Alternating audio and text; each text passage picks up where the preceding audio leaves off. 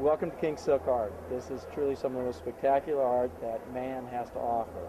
What you're seeing this is all silk embroidered, and it comes from a province in China called Suzhou. And this art has been being done for over 2,000 years. There are families that were put there by the emperor to embroider his robes. What they do is they'll take all the silkworms, they put them in these baskets and feed them on mulberry leaves. Once the silkworms have matured, they spin into a cocoon. And here's an example of a cocoon stage. The cocoon itself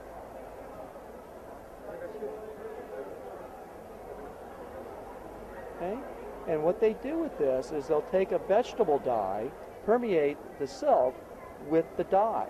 So what you're looking at is an organic to an organic. So the dye becomes a permanent fixture in the silk thread, and so it will never lose its color.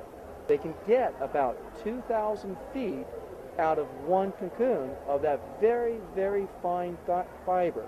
This is thinner than a human hair.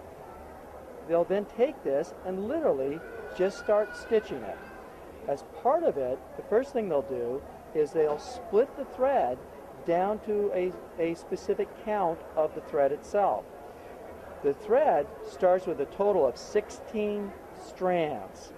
Depending upon the quality of the piece, they will determine how many strands they use to actually do the work.